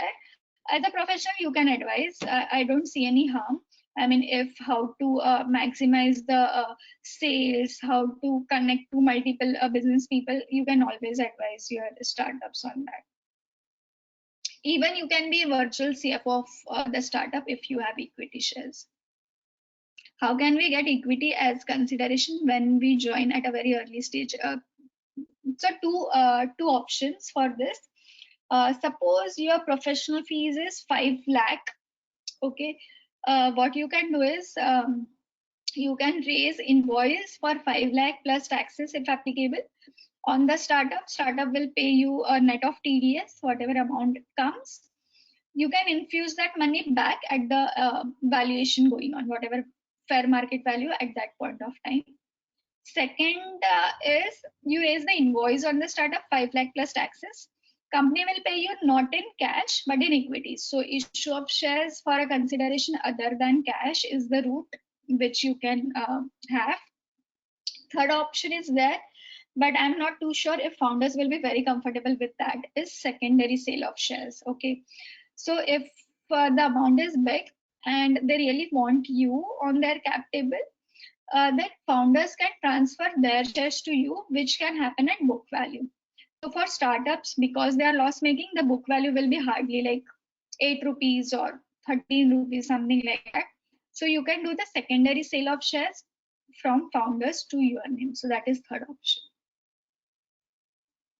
So does ICAI regulation allow fees in equity? So I don't think there is any restriction. So I would be happy to receive direct emails if there is such regulation which restrict professionals to accept equity. Because see, so there are two things to it. for example, this secondary sale of shares, I am accepting equity not as CA Namita, but as Namita. Okay. So for secondary sale of shares, there won't be any, for secondary shares, there won't be any problem at all. For the first route I mentioned, like raising the invoice, clearing that and infusing that money, again, there won't be any questions on that. I have not seen any CA regulation which does not approve equity shares sale. So, okay, let's take this example. Is it accepting fees in gold? Is that disallowed?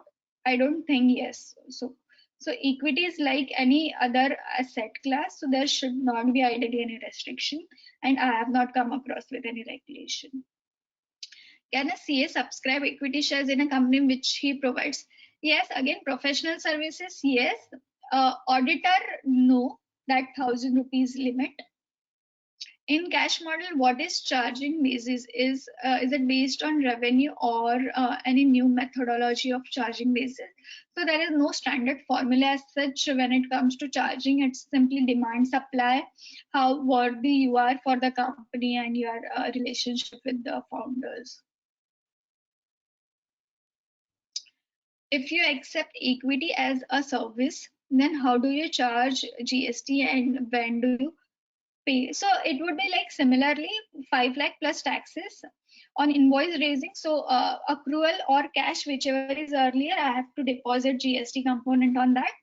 And instead of getting cash in my bank account, I'm just getting equity. So income tax and GST would operate in the similar manner. There won't be any change. Immediately on invoice raising, I have to deposit cash. So in that case, my outflow in cash is the GST component because I have received GST component in equity, but I have to deposit in cash. So that is cash outflow for me. Could you suggest some good courses online, paid or free, for valuation and fundraise? I find that while I am able to give good advice on other things, I face a bottleneck when deciding a stake. Okay, so this IBBI registered valuer, that is like 50 hours course that you have to do, which will not give you the understanding about the valuation, but will also give you one more degree or a certification where you are qualified to sign the valuation report. Okay, so there is 50 hours course. You have to attend that 50 hours either on weekdays and weekends. So they give two options, either weekdays course or weekend course. After 50 hours, you have to go for the exam. And if you clear that exam, then you will be given the IBBI registration, basis on which you can certify the valuation. So yes, that is good course where you not just get the knowledge but also certification and authority to sign the report. And obviously for merchant banker certificate, you have to find good merchant bankers for the valuation thing. Being an auditor of startup and can advising them for the being an auditor of the startup and advising them from can we charge? Yes, we can charge. Any suggestion for books in relation to startup world and how finance specialist can evaluate? Again, books will give you theoretical knowledge, and as I mentioned, rules and regulations won't work differently for the startups. The methodology and approach is the same, just the business understanding makes a lot of difference. Okay, so you have to, so say without understanding the without understanding the business, you cannot advise them. Okay, for example, if GST mentioned the place of provision of supply will determine whether it is IGST, CGST exempt or not, then how to determine that place of provision of supply is important, right? Businesses are virtual. Technology is sitting in, suppose in Singapore, you founders are here. There are so many complex business model in place that you have to first understand the business, how exactly it is working to determine place of provision of supply. So place of provision of supply rule is same for everyone. but that understanding is different because the business model is very complex compared to the traditional businesses. And for valuation thing, one suggestion, Aswath Damodaran. So Aswath Damodaran is the godfather of valuation. So I learned my valuation thing, I mean all the valuation from his videos. Okay. So Aswath Damodaran's videos are really helpful. So he is like father of valuation. So that would help. How do we source clients? So I mean, references is one thing. Second, what I mentioned is if you have investors in your client list, then investors will bring a lot of clients to you. Third, like what someone had asked about the tier 2 cities thing. If you have office in the co-working space or incubators, so that will give you a lot of exposure to startups. So from there you will get a lot of good clients. So yes, establish yourself in such a place where there are a lot of startups are based. That will give you the client sourcing. Anything specifically to be considered for registration as an incubator?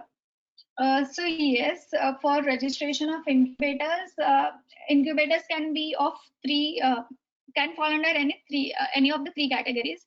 One is the college or institution like IIM Ahmedabad Incubation Center, CA Incubator, something like that. So otherwise, second category is state or central government approved, and third category is DPIIT approved. So everyone has their own eligibility criteria. So you have to go and check that.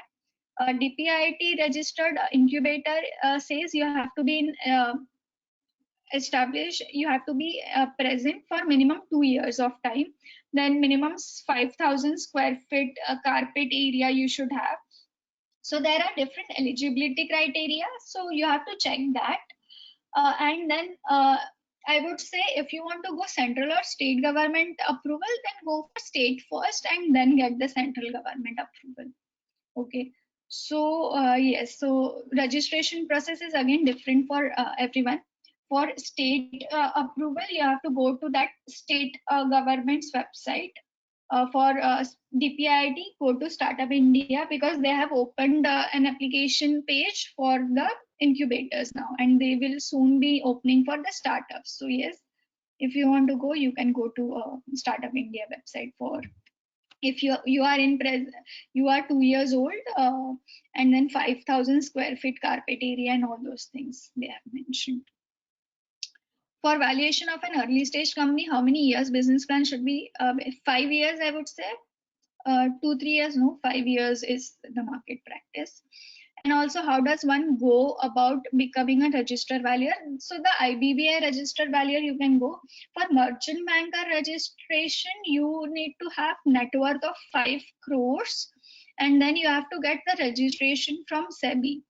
Okay, so that is very lengthier process and expensive. IBBA is very simpler one. So yeah, IBBA registered valuation course you can do to become a registered valuer. What instrument can one use if startup is not yet?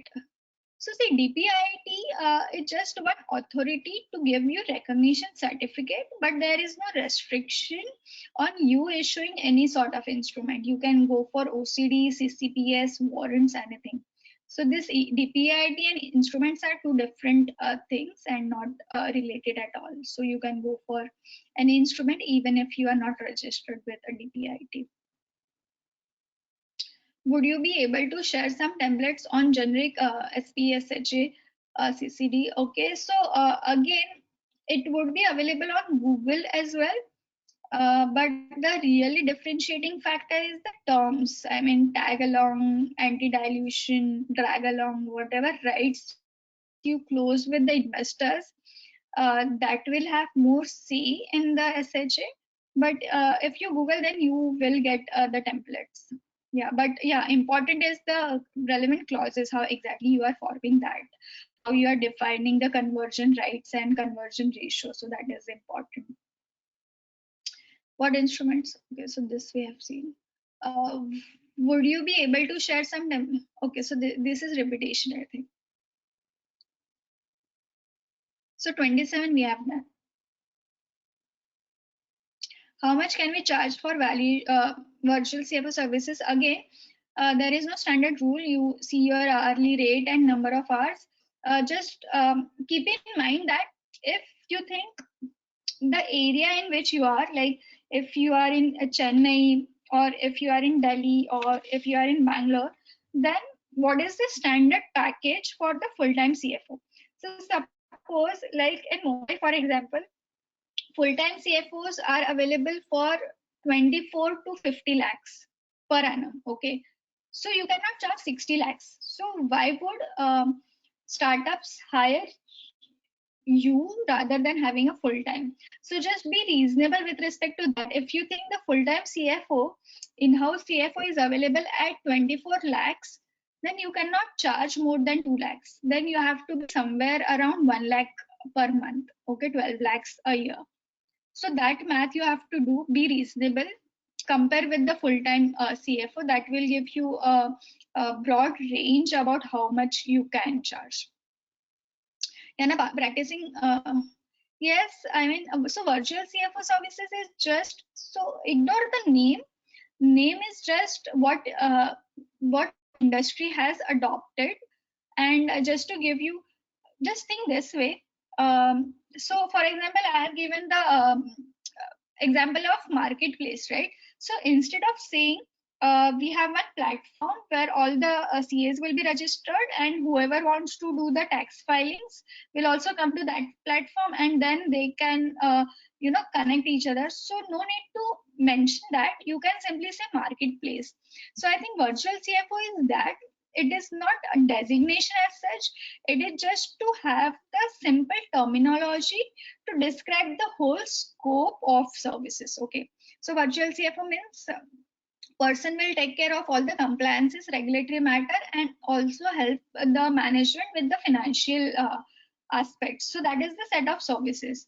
So this is just market has adopted one term to make that easier for people to understand. Yes, I mean, yes. CFO is different. Virtual CFO is not on the payroll of the company. Okay, please understand this. You'll be getting professional fees, and this is just a terminology, nothing else. I mean, instead of saying I'll be providing this, you are simply saying I'll be providing virtual CFO services. That's it. So it is just a terminology. You are not on the payroll of the company. What are the services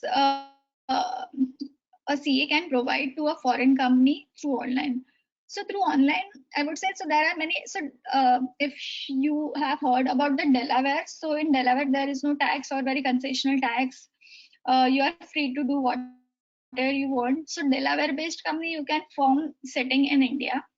So there will be clients who want to form a company in US, so that you can easily do from here. And I think everything you can do from here. I mean, for company formation, it just online. You can do from here. Transfer pricing audit you can do online. Even assessments are online. So I think everything you can do online these days, and nothing specific. I mean, you need not to travel to a foreign country to provide specific services. List of forms to be filled with RBI in case of foreign startups. So it really depends. What is it about? Is it the round tripping pre-approval? Is it FDI? Is it ODI? Is it simple FCGPR? So it really depends. There is a specific forms, but you have to see the nature of transactions and then what is applicable. ODI, FDI, FCGPR filing, or some NBFC license. Expertise and brand building is one of the key takeaways from this session. I qualified in 2019 and started 2020. I found it very difficult to name my firm due to, yeah, I know, very difficult for everyone. And especially when there are so many firms with the name, yes. So I think for LLP, there is no such restriction. So CA firms can form LLP, and there is no name restrictions for the LLP, so you can consider that. So I strongly feel that there is a need for an overhaul in ICAI rule. So I think this is for you, sir. About the restriction on the naming the firm. Rules to kickstart entrepreneurship within our fraternity. I kindly request, yeah. So this is for you. So yes, LLP is one option where there is the restriction on naming your firm. Yes, I do understand. Sometimes that brand is. So I remember McDonald's is the only company, or only company where the surname brings so much value or brand to the company. Other than that, I don't remember any other surname, or Oberoi's or Tata's. So we don't have such surnames. So yes, it is difficult sometimes. Model pitch deck, please. I'll share one link for you where you'll find good pitch decks for big companies. I'll share that. So I'll share with the committee, and then they can pass that to on. Can you elaborate the additional services of virtual other than accounting and compliance that can provide that can be provided for the existing startups? So see, most important is startups always evolve with different business models. So if you see the journey, startup has multiple pivots, right? They start with A, but they end up doing D or E. Okay, so there will always be some evolution during the startup journey. So you have to suggest them what is working out and what is not, how they can manage the resources well, and how they should structure their business model. So if suppose someone is manufacturing electric bike, okay, and they're importing their components from Israel, some from Bangalore, and then they're assembling in some warehouse, then how exactly they can avoid or get the refunds of customs duty, or how they can move their plant to some other cities so that the assembly happens somewhere else, SEZ for example. So all these small things. So founders know they have to import from Israel, some from domestic, and they have to do the assembly for the electric bike. But you are that person who will advise clients where they should assemble, how they should import, how when they should import, how we can avail the tax duties, refunds, or whatever credits are available. So there, I think you will play a very critical role. So be involved in the businesses, I would say. Yeah. Thank you so much, madam. Still a few questions are there, but because of due to constraint of the time, we could not answer for all the questions. I think, yes, given a mail ID in presentation, PPT, if possible, we can answer them mail at your leisure time. Okay. Sure. We'll do it. Yeah. Before sending the this materials, we'll get the answer from for this question. We can consolidate. We will send to the members. Sure. And you can always email at work@navitara.com. So I'll try to reply to the emails as well. Yes. Thank you so much, madam, for your excellent way. So much the for members. Yes, thank you. I request Panaras to propose a formal vote of thanks. Thank you. A great effort from your side, Sangeeta Gandhi. And at your age, you have made ICAI proud. Being a woman member at this young age, you have entered the new field, and across the globe you are serving. That's off to your efforts, and your efforts and your success should inspire many members, many at least youngsters, if not people like me. Definitely it should be helpful to most of them. And I was very pleased at your cautioning. I never stopped watching your presentation. I wanted to see what are the takeaways from you to guide younger members.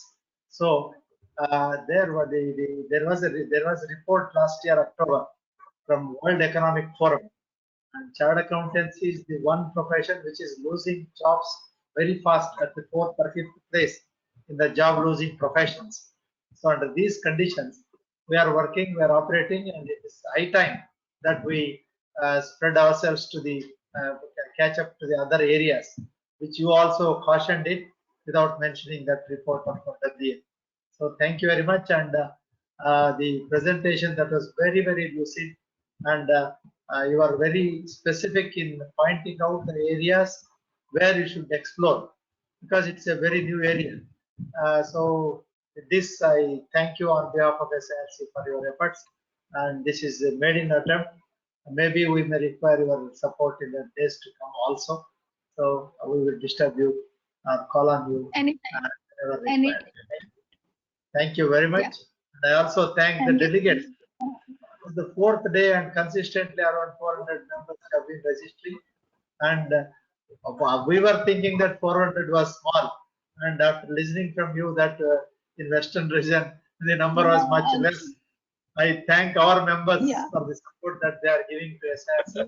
Their participation is the real inspiration for us to conduct these programs. Every day, almost at least 3, 4, 5 days in a week, we are there on the systems to conduct this. This pandemic and technology have come together to make you all reach each other. And the queries that were asked were very, very useful and practical. And the way you have asked the queries definitely shows that the delegates have taken much interest in watching and listening to the presentation. Thank you very much. Keep inspiring us with your good attendance. And I thank the chairman also for this topic. 4 days startups. Really, it needs much more to be done. Some people were asking for workshops also on this, and we'll try to work it out in the days to come. And I thank Mr. Selva also for the technical support and back office of SIRC. Chairman is sitting in his native, I am sitting in my native, and you are in Mumbai, and we are connecting with the members. That's the wonderful technology. And thank you once That is again. technology. Yeah, hats off to your efforts, Pitaji. Thank you very much once again. Good night. Thank you. Thank you. Thank you so much. Thank you. Thank you. Tomorrow, sir, tomorrow, 5 o'clock, we are having that webinar, audit reporting under Companies Act 2013 issues and developments. Exactly Yes. 5 o'clock, 5 to 7, 2 hours CP program. Yes. Members kindly attend, get benefit out of this program. Thank you. Thank you so much. It is from 5 tomorrow instead of 6 all the days. Yes, instead of 6, 5 o'clock. That is important. Yeah. Thank you. Members who are here also may attend tomorrow program. Thank you very much. Once again, thank you. Nivita. Thank you so much. Good night. Good night. Good night. Thank you. Yeah, good night. Take care.